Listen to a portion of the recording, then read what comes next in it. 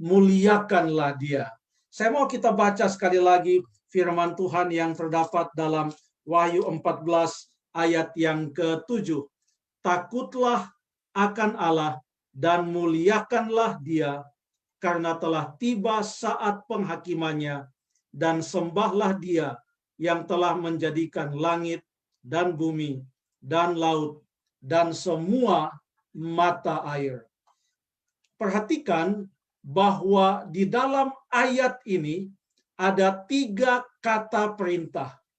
Takutlah, muliakanlah, lalu kemudian sembahlah. Ini bukan kalimat ajakan. Sebab di dalam tata bahasa Yunani, beda kalimat ajakan dengan kalimat perintah.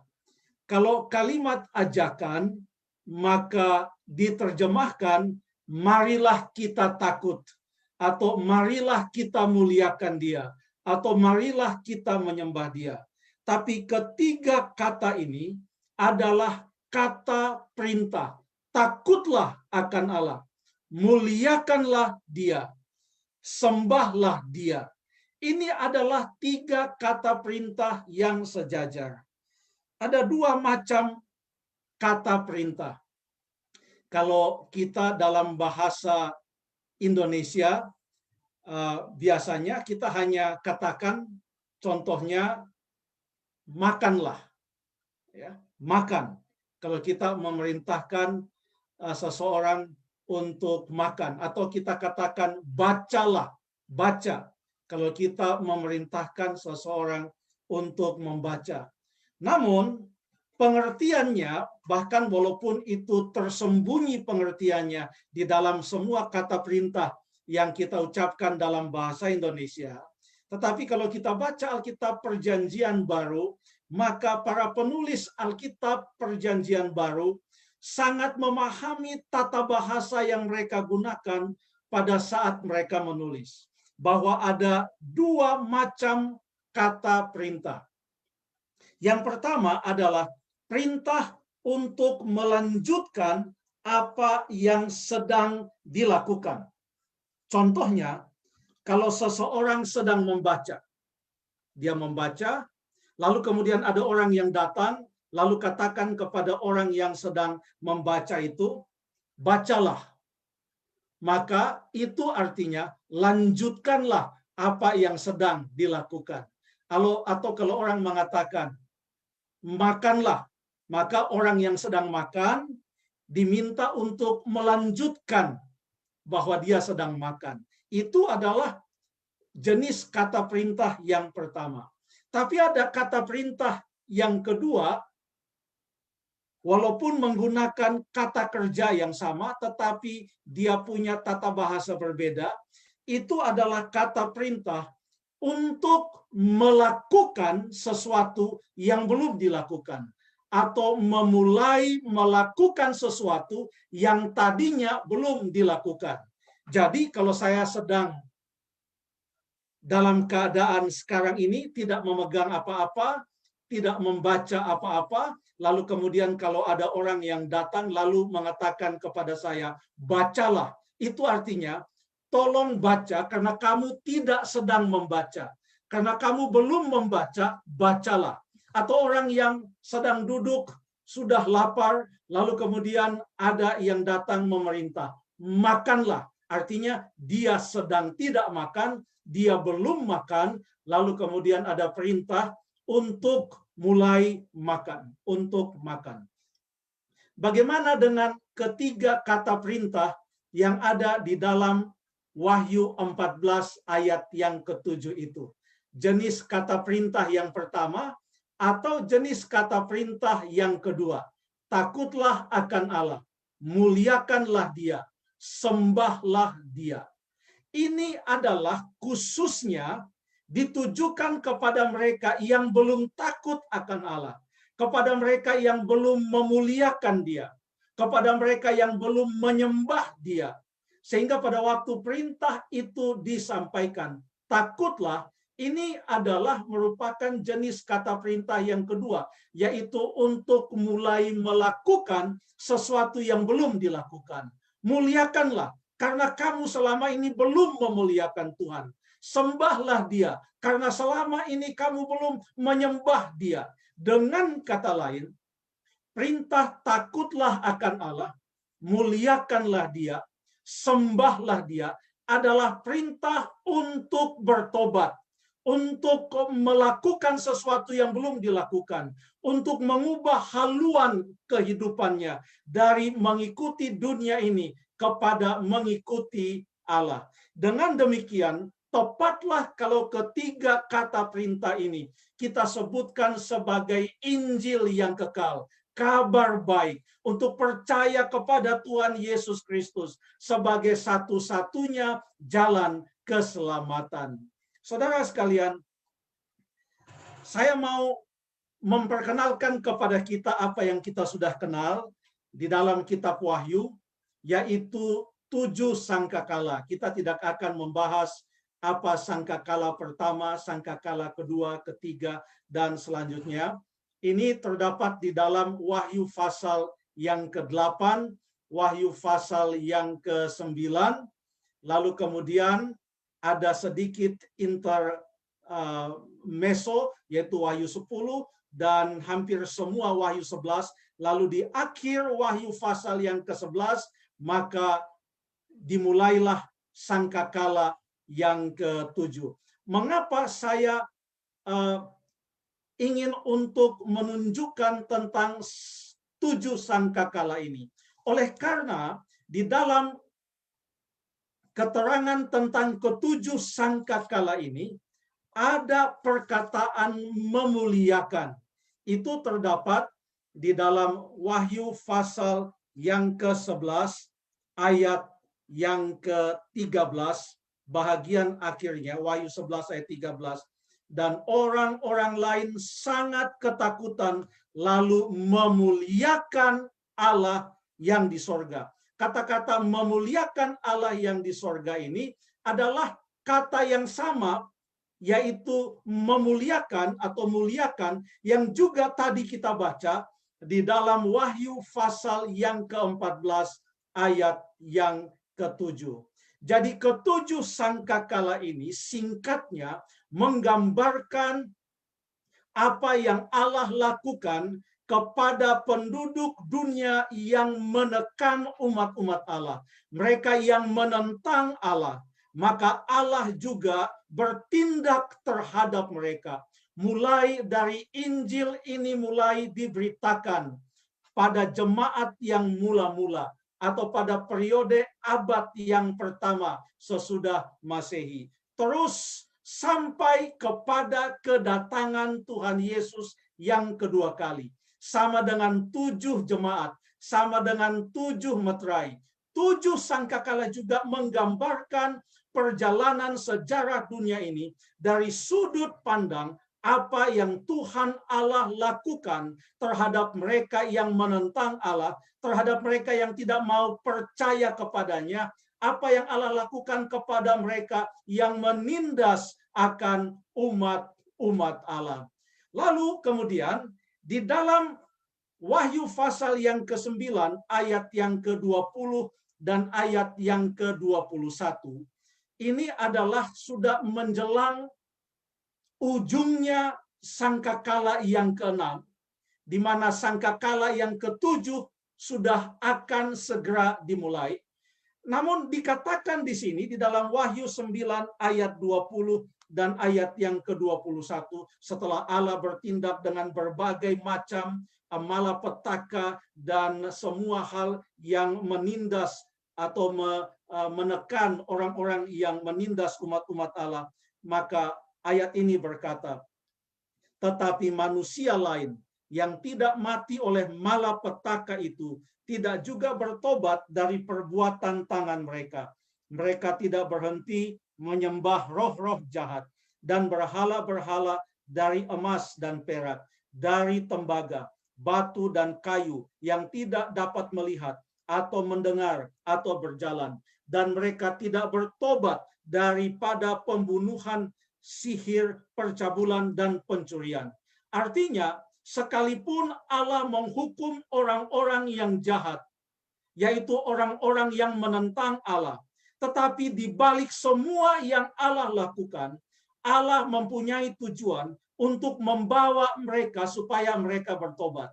Akan tetapi di dalam gambaran sangkakala yang keenam ini, sekalipun mereka sudah ditimpa oleh berbagai macam malapetaka yang datang dari Tuhan, tetapi 2 kali disebutkan mereka tidak juga bertobat.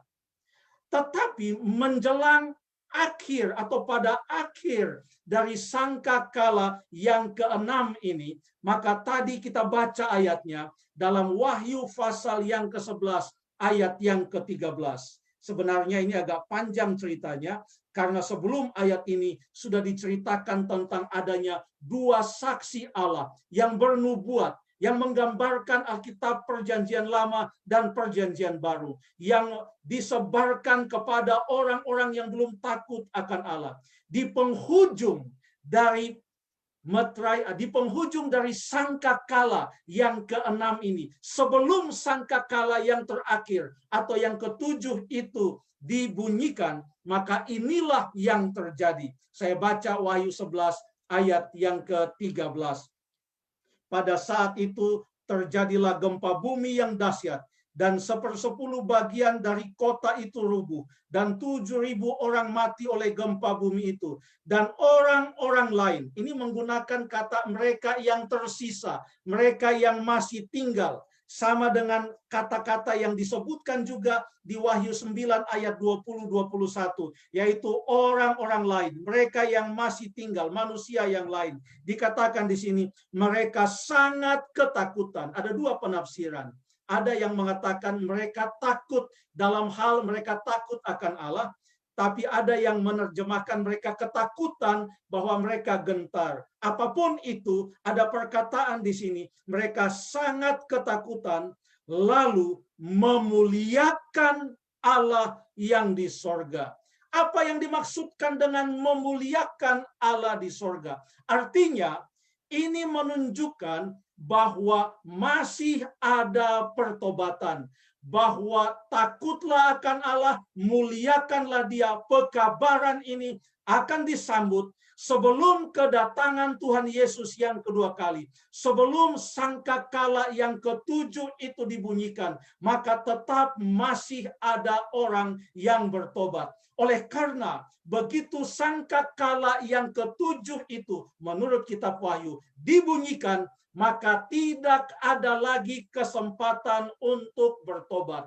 Dengan demikian, saudara dan saya, kita semua sedang hidup pada masa sangkakala yang ke-6, bahkan menjelang ujung dari sangkakala yang ke-6 ini. Yang berikut yang kita nantikan adalah kedatangan Tuhan Yesus yang kedua kali. Kita puji Tuhan, saudara dan saya, yang belum pernah takut akan Allah, yang belum pernah memuliakan Dia, atau yang sedang lemah iman, atau yang merasa goncang di dalam keyakinannya kepada Tuhan dan firman-Nya. Kita masih mempunyai kesempatan untuk bertobat. Kita masih hidup di dalam masa pintu kasihan yang terbuka itu.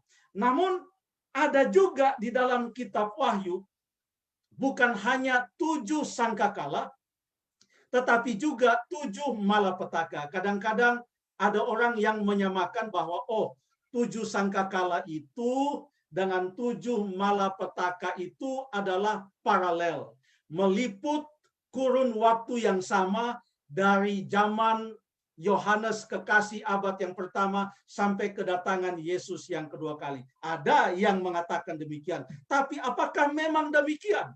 Apakah ke-7 malapetaka ini atau ke-7 cawan malapetaka yang dicurahkan ini, apakah sama dengan ke-7 sangkakala itu?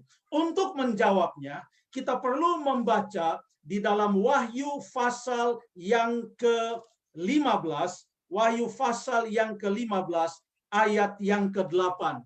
Ini adalah pendahuluan sebelum ke-7 malapetaka itu dicurahkan. Ini yang Alkitab katakan. Dan bait suci itu dipenuhi asap karena kemuliaan Allah dan karena kuasanya. Dan seorang pun tidak dapat memasuki bait suci itu sebelum berakhir ketujuh malapetaka dari ketujuh malaikat itu. Bait suci itu dipenuhi dengan asap dan tidak ada seorang pun yang dapat memasuki bait suci. Tidak ada imam, tidak ada imam besar di sana. Artinya, tidak ada lagi pekerjaan pengantaraan untuk memperdamaikan manusia yang berdosa dengan Allah. Pintu kasihan sudah tertutup. Tidak ada lagi kesempatan untuk bertobat.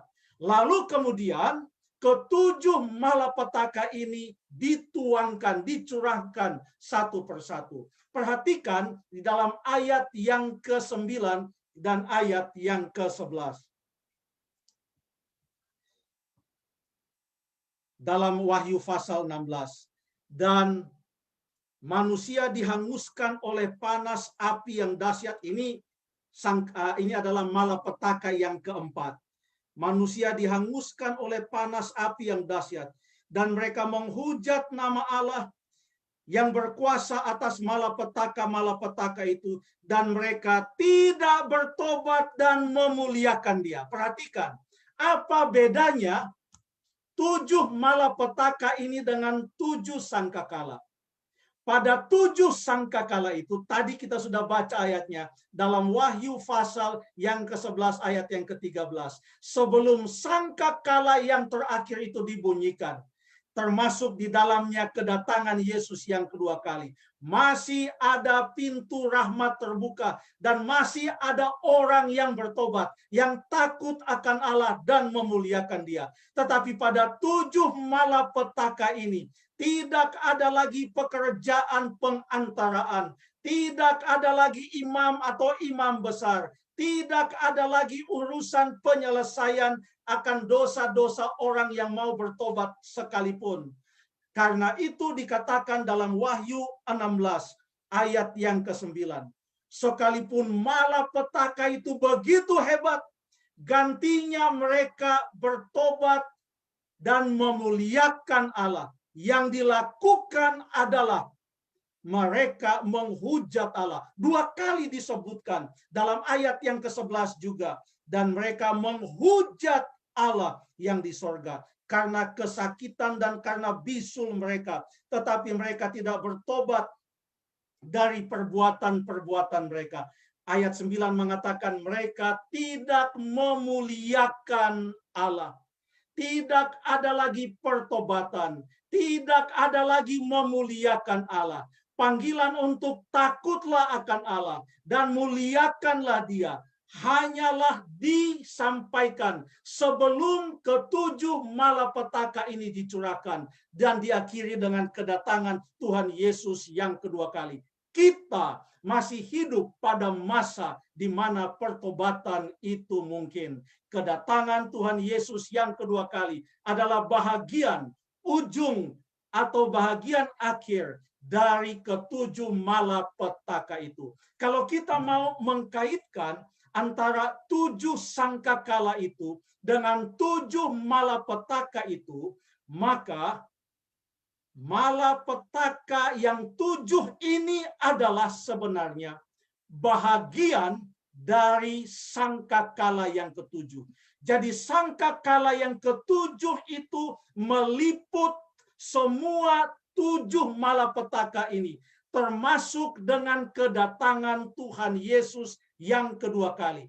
Kita masih belum di sana, tapi kita sudah dekat kepada ditiupnya sangkakala yang terakhir. Kita hidup pada zaman akhir. Kita hidup di ujung sejarah dunia ini. Tetapi kita bersyukur kepada Tuhan. Saudara-saudara yang selama ini mencari kebenaran, telah berdoa kepada Tuhan. Tunjukkanlah kepadaku jalan kebenaran. Kita puji Tuhan oleh sebab masih ada kesempatan untuk bertobat.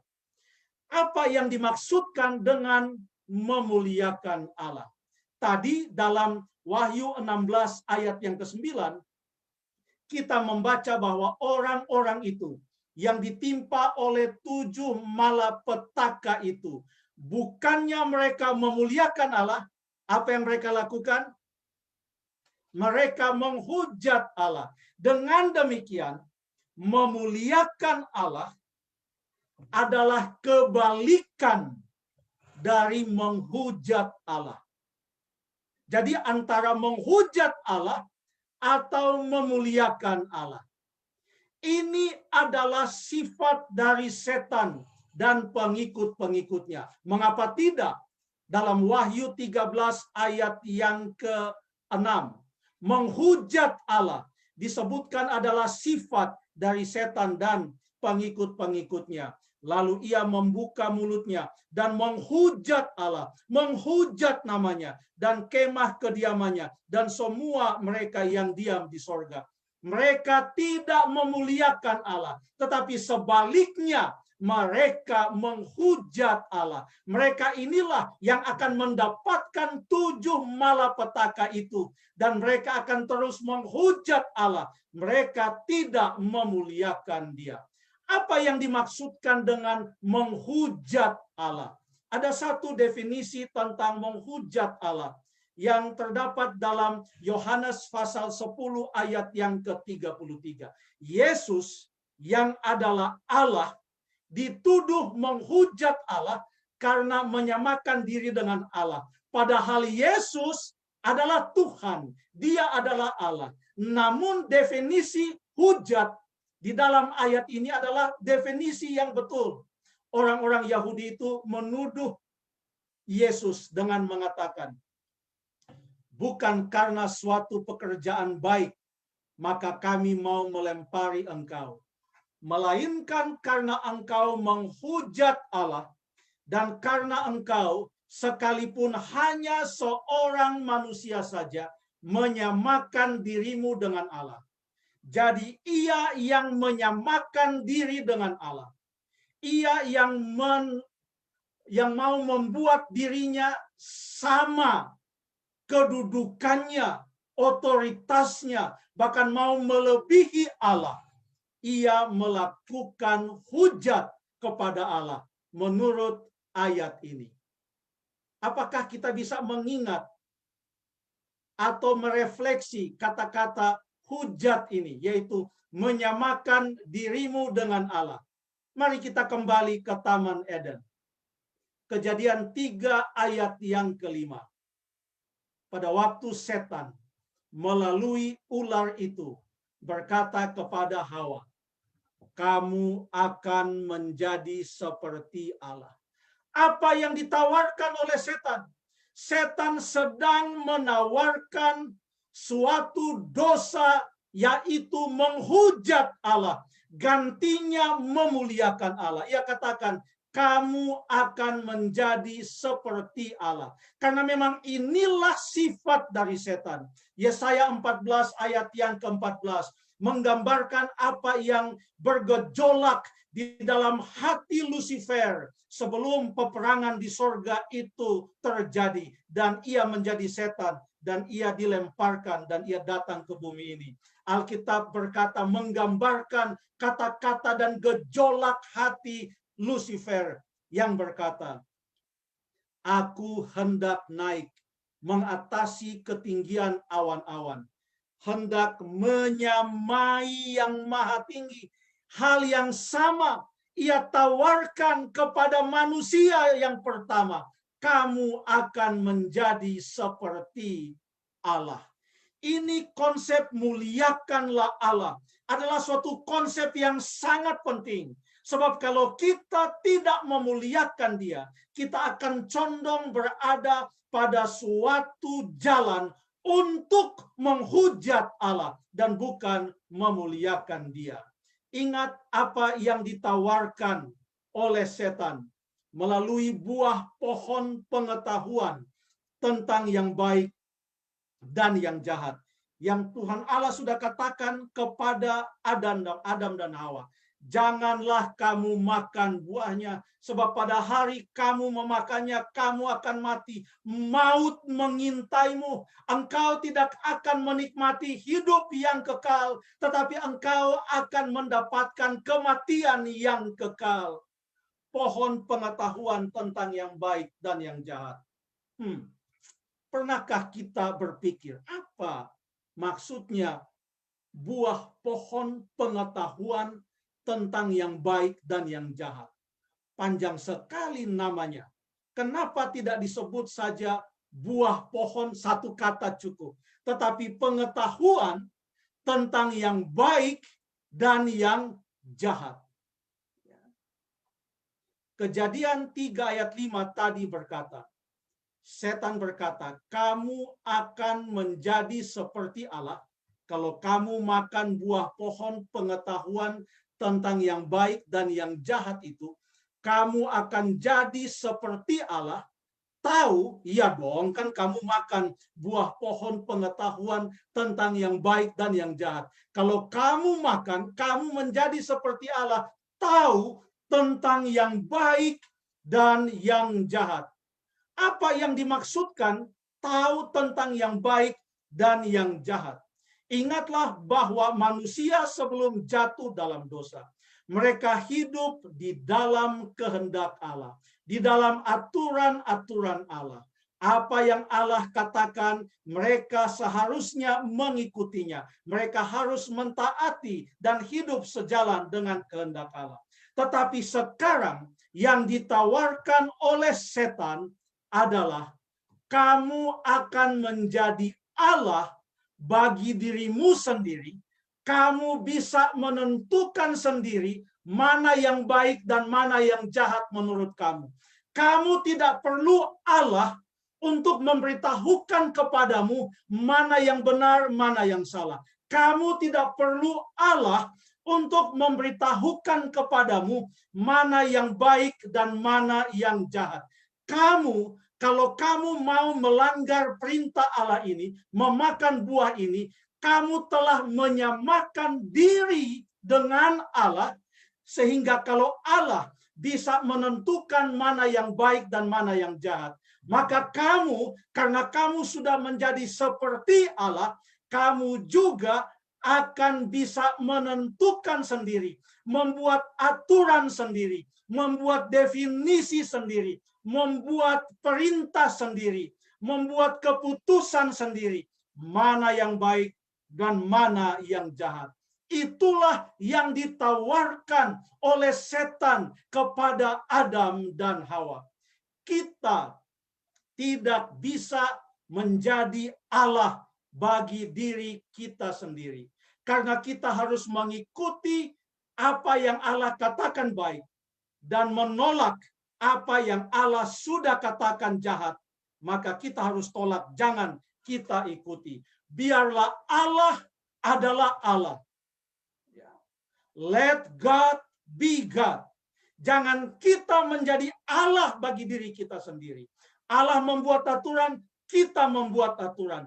Allah membuat perintah, kita membuat perintah. Allah menentukan sesuatu, kita menentukan sesuatu bagi diri kita sendiri. Dengan melakukan itu, maka kita mau menyamai Allah seperti tepatnya apa yang dilakukan oleh Lucifer, yang ia tawarkan juga kepada Adam dan Hawa. Dan ini menurut definisi Alkitab adalah hujat sampai kepada akhir zaman. Inilah yang dilakukan oleh setan, menawarkan kepada manusia untuk tidak mengikuti kehendak Allah, untuk tidak menuruti firman Allah. Lalu kemudian setelah Adam dan Hawa jatuh dalam dosa, Tuhan Allah berkata dalam Kejadian 3 ayat yang ke-22, Tuhan Allah berkata, sesungguhnya manusia itu telah menjadi seperti salah satu dari kita, tahu tentang yang baik dan yang jahat. Apa yang dimaksudkan dengan Allah? Apa yang Allah maksudkan, maksud saya, dengan kata-kata ini? Artinya, dengan kata lain, Allah seakan berkata, mereka sudah menentukan bagi diri mereka mana yang baik dan mana yang salah. Dengan kata lain, mereka telah menjadi Allah bagi diri mereka sendiri, padahal yang mereka tentukan adalah salah. Mereka mengikuti kemauan mereka sendiri. Sekarang mereka sudah berdosa. Biarlah mereka itu dikeluarkan dari Taman Eden. Ini yang dimaksudkan dengan pengetahuan tentang yang baik dan yang jahat. Ingin menjadi seperti Allah. Ini adalah hujat terhadap Allah.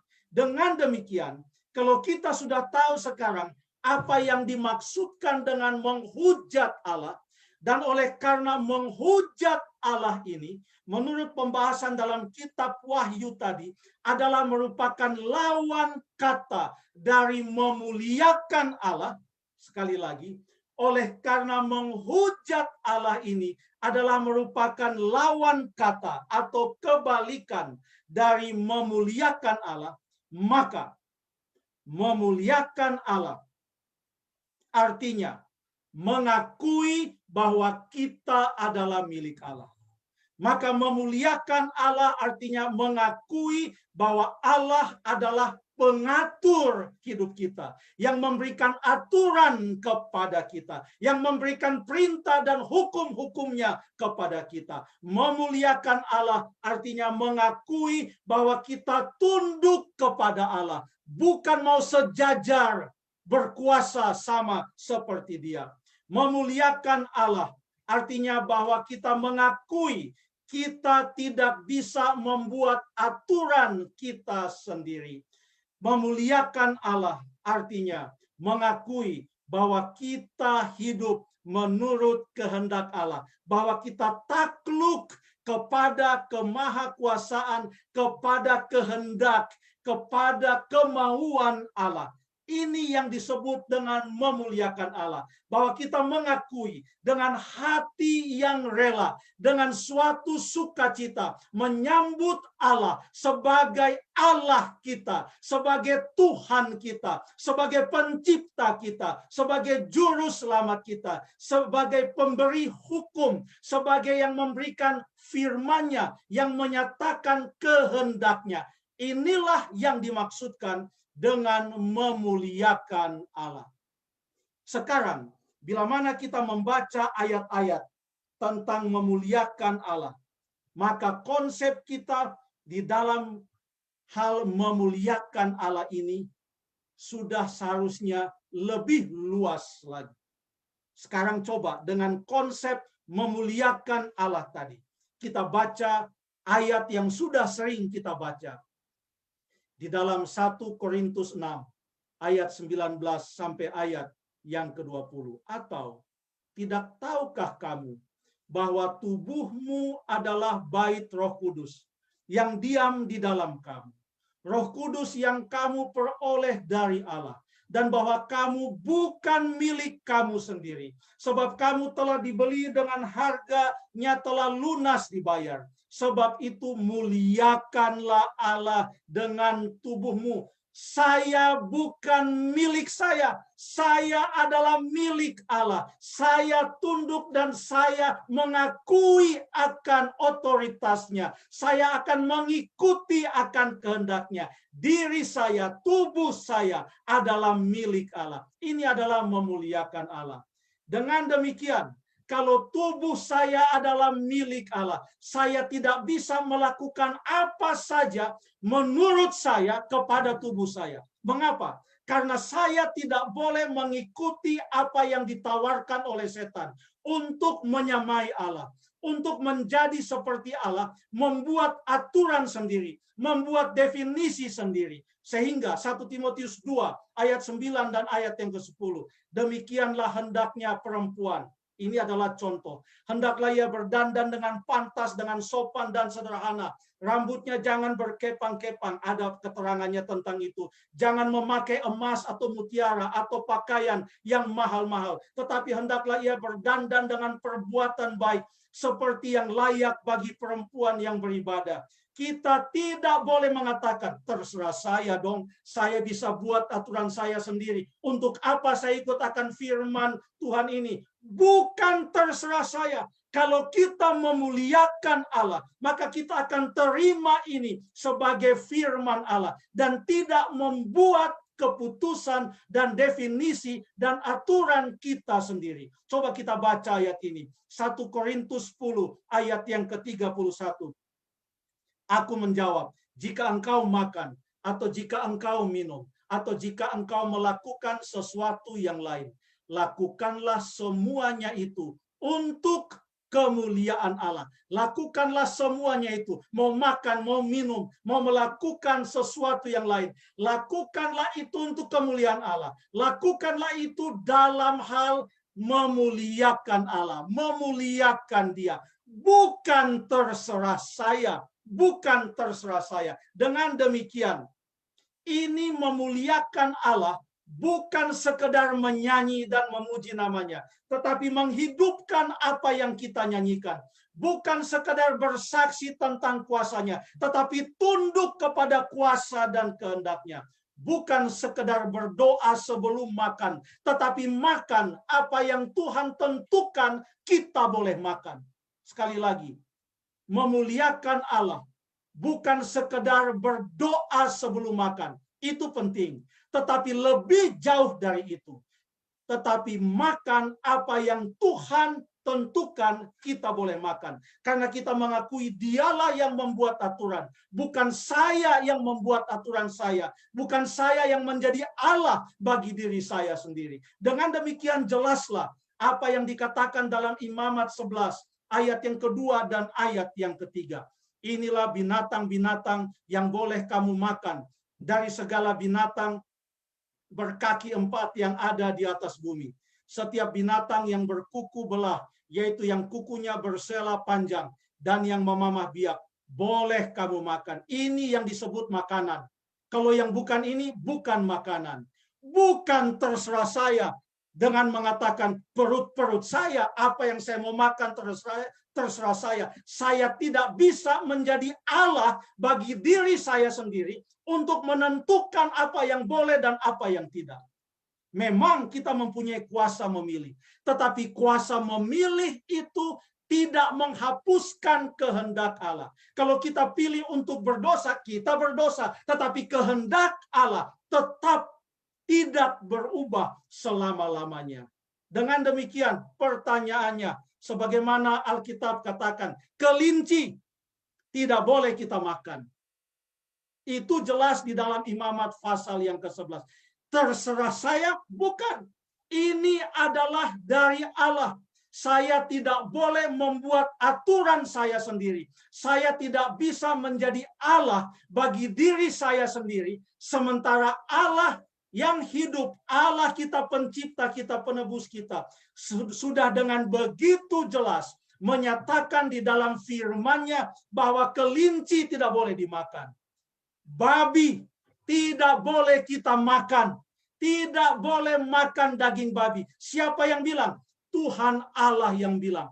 Allah kita. Kita tidak bisa mengatakan, saya ambil keputusan, saya makan babi saja. Saya membuat keputusan saya sendiri. Saya tahu mana yang baik, mana yang benar. Kita tidak bisa menjadi Allah bagi diri kita sendiri. Membuat aturan kita sendiri. Itu yang sedang ditawarkan oleh setan. Agar manusia membuat aturannya sendiri. Imamat 11 ayat yang ke-9 mengatakan, inilah yang boleh kamu makan dari segala yang hidup di dalam air. Segala yang bersirip, yang bersisik di dalam air. Di dalam lautan, di dalam sungai. Itulah semuanya yang boleh kamu makan. Bukan terserah saya. Bukan terserah saya, udang tidak boleh kita makan, kepiting tidak kita makan, cumi tidak kita makan. Alkitab juga berkata, Allah berfirman, anggur adalah pencemooh, minuman keras adalah peribut. Tidaklah bijak orang yang terhuyung-huyung karenanya. Bukan terserah saya dan mengatakan badan-badan saya. Tuhan yang ciptakan kita. Dia adalah pemilik kita. Ini tentang memuliakan Dia. Dengan demikian tidak ada namanya kita minum whisky, tidak ada namanya kita minum brandy, tidak ada namanya kita minum red wine. Tidak ada namanya kita minum saguer, tuak, dan sejenisnya yang memabukkan seperti ini. Mengapa?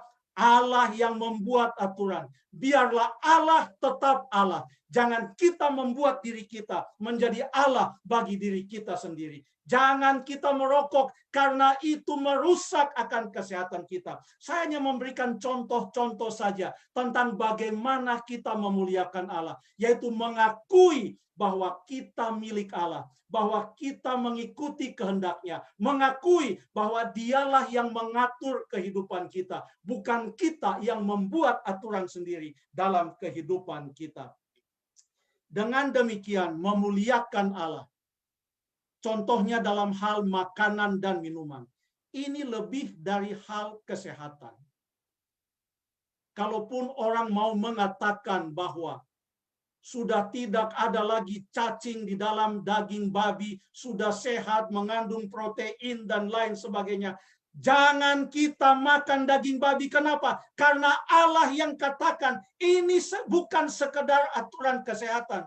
Karena kalau ini adalah aturan kesehatan, maka teknologi mungkin sudah bisa membuat semua yang tadinya kotor dan ada bibit penyakit dibersihkan dan mengandung gizi dan protein. Tetapi sekali lagi, Allah yang membuat peraturan. Allah tidak menerangkan ada apa, kandungan apa di dalam buah pengetahuan tentang yang baik dan yang jahat itu. Allah berkata, saya tempatkan ini di sini. Jangan kamu makan. Kalau engkau mau memuliakan aku, ikuti apa yang aku katakan. Jangan membuat aturanmu sendiri. Ini mengenai pengakuan akan otoritas Allah. Ini mengenai tunduk pada kehendaknya. Kita tidak menyamai Allah oleh membuat aturan sendiri. Tidak boleh kita membuat aturan sendiri. Ini semua adalah tentang muliakanlah Allah. Takutlah akan Allah. Malam ini kita mempelajari, muliakanlah Dia. Inilah Injil yang kekal itu, yang tidak pernah berubah di mana saja, kapan saja, oleh siapa saja. Firman-Nya adalah firman-Nya, kehendaknya adalah kehendaknya. Kalau kita mengakui Dia sebagai Allah kita, biarlah kita takut akan Allah. Kalau kita mengakui Dia sebagai pencipta kita, sebagai juru selamat kita, maka muliakanlah Allah. Sebagaimana kita katakan tadi malam, firman Tuhan menekankan, sekalipun kami atau seorang malaikat dari sorga yang memberitakan kepadamu suatu Injil yang berbeda dengan Injil yang telah kami beritakan kepadamu, terkutuklah dia. Mengapa? Allah mengasihi kita. Karena begitu besar kasih Allah akan dunia ini, sehingga Ia mengaruniakan anaknya yang tunggal itu, supaya barang siapa yang percaya kepadanya tidak binasa. Kita telah ditebus dari cara hidup kita yang sia-sia, bukan dengan barang yang fana, bukan dengan perak, bukan dengan emas, tetapi dengan darah yang mahal, yaitu darah Kristus, yang sama seperti darah anak domba yang tak bernoda dan tak bercacat. Kita hidup di zaman akhir. Masih ada kesempatan untuk takut akan Allah, untuk memuliakan Dia, sebelum pintu kasihan itu tertutup, sebelum kedatangan Tuhan Yesus yang kedua kali, sebelum tidak ada lagi kesempatan untuk bertobat. Sekarang masih ada kesempatan untuk bertobat. Pada saat saudara mengambil keputusan untuk menerima Yesus Kristus, menyambut pekabaran Injil yang kekal di zaman akhir sebelum kedatangan Tuhan Yesus yang kedua kali itu, kita dibaptis bukan hanya mengubah kita yang tadinya makan daging babi, sekarang tidak makan daging babi. Itu termasuk di dalamnya. Dibaptiskan bukan hanya sekedar yang tadinya kita minum minuman keras, sekarang kita tidak minum minuman keras. itu adalah bahagian di dalamnya. Akan tetapi semuanya itu dibungkus dengan suatu konsep. Mengapa seseorang mengambil keputusan untuk dibaptiskan? Oleh karena ia mau takut akan Allah. Oleh karena ia mau memuliakan Allah. Oleh karena ia mau menyembah Allah. Oleh karena ia mau menyambut Injil yang kekal. Oleh karena ia mau menjadikan Allah sebagai Allahnya, sebagai juru selamatnya. Ia mau menjadikan Allah sebagai pengatur kehidupannya. Ia mau menyatakan diri takluk dan tunduk kepada kehendak dan kuasa Allah. Dan ia mau supaya ia hidup dan berjalan di dalam jalan yang Tuhan sudah tentukan di dalam kehidupannya. Pada malam hari ini, Tuhan memanggil saudara dan saya. Dan yang memanggil saudara dan saya adalah Ia yang mati di atas kayu salib, menunjukkan kasih-Nya bagi kita. Maukah saudara dan saya memuliakan Allah, mengakui Dia dalam kehidupan kita, mengakui otoritasnya, menerima kehendaknya, dan hidup di dalamnya? Jika ini adalah kemauan saudara, saudara yang belum pernah menyatakan ini melalui baptisan yang kudus, jangan tunda. Bila mana jemaat saudara mengatur acara baptisan yang kudus, kesempatan yang pertama, terimalah itu dengan sukacita. Yesus Kristus memanggil saudara dan saya di zaman akhir ini. Takutlah akan Allah, muliakanlah Dia. Inilah Injil yang kekal itu. Tuhan memberkati.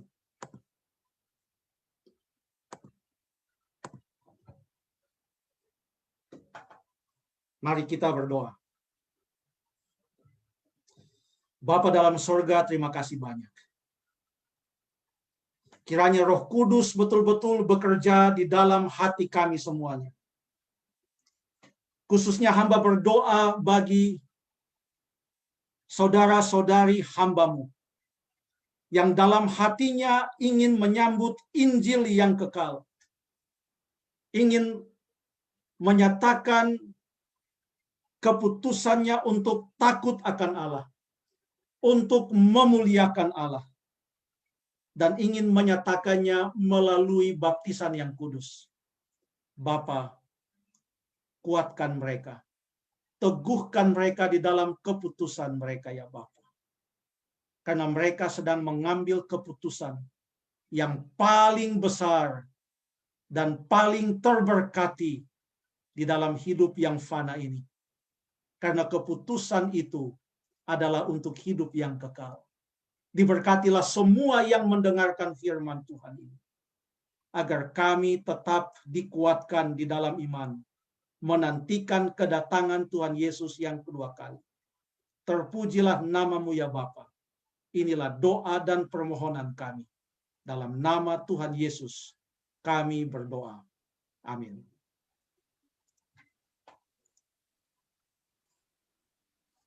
Baik saudara-saudara, kebaktian malam hari ini sudah selesai. Terima kasih untuk Pendeta Richard Sabuin yang sudah membawakan firman. Semoga kita boleh diingatkan kembali untuk tetap memuliakan Allah. Terima kasih untuk semua partisipan, serta seluruh anggota jemaat dan para tamu-tamu yang sudah hadir malam ini. Kami mengundang Bapak Ibu, saudara-saudara, semua anggota jemaat dan para tamu agar dapat mengikuti KKRNet besok malam dengan judul Sembahlah Allah melalui Zoom dan juga Facebook. Selamat malam, Tuhan memberkati, dan salam sehat. Kembalikan kepada panitia.